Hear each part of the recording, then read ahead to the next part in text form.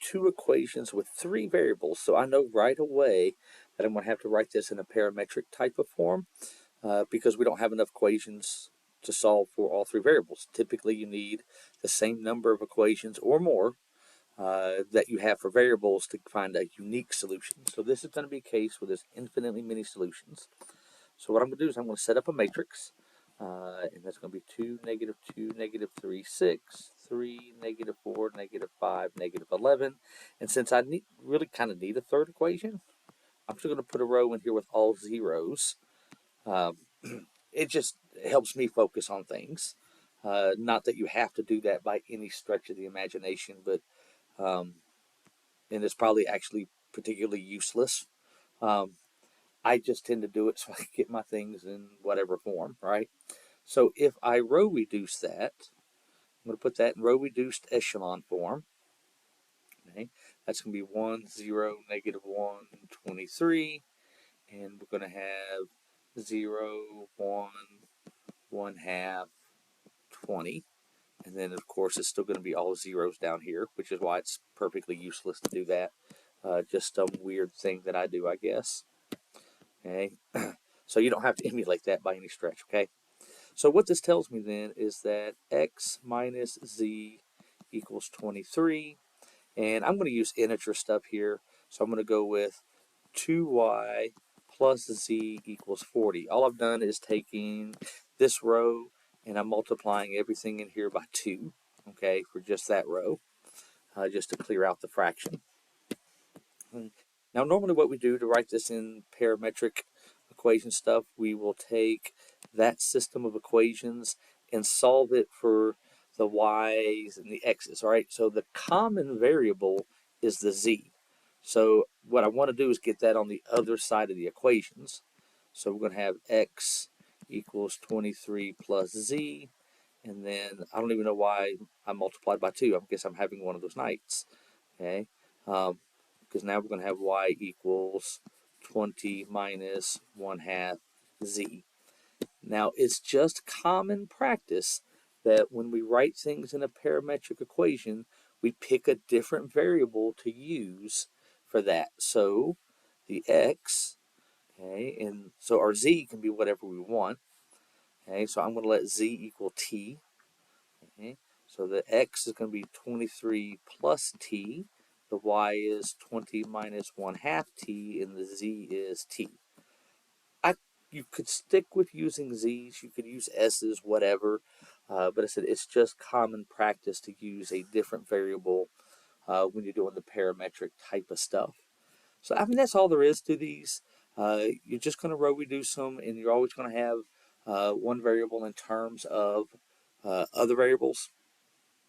And sometimes you get two free variables, and x might be in terms of y's and z's. That certainly happens occasionally. Let's see, will that happen here? So let me see if that happens on one of these real quick.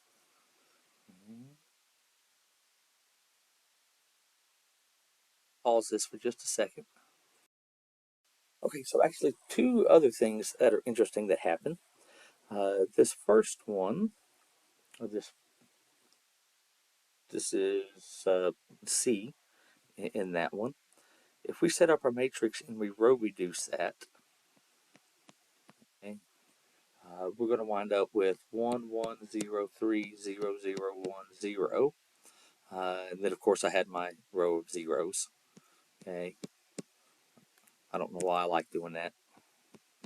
Okay. So what that tells me is that x plus y has to equal 3, but then the second row tells me that z is equal to 0.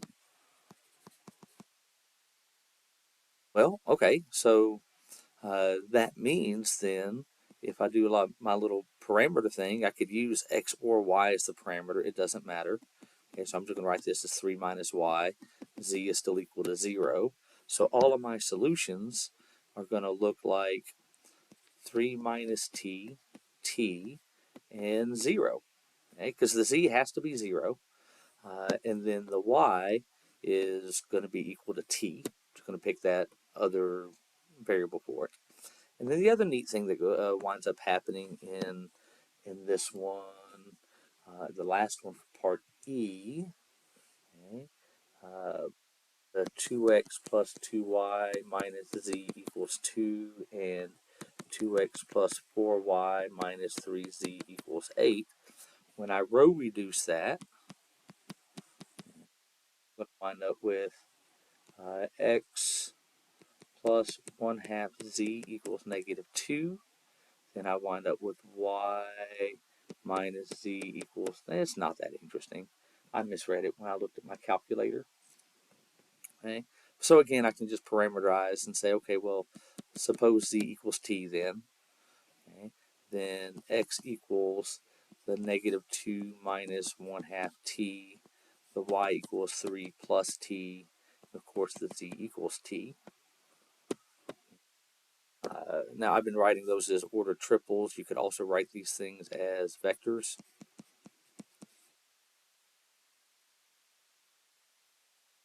like that, or with the little angle brackets, whatever. Okay. Um, so just a couple things about a parameterization. But what I was trying to mention is that it's possible that you may row reduce something and you wind up with something like 1, 1, 1, 2, um, and then rows of zeros. Okay. If something weird like that happens, that just means that we get x plus y plus z, in this case, would equal 2. And the second and third rows just tell me that the y and the z can be whatever. And so I would call like y maybe t and z I would call s. Okay. Then x equals 2 minus t minus s in my vector. Okay, if I wrote it with those, 2 minus t minus s, t, and s would look something like that.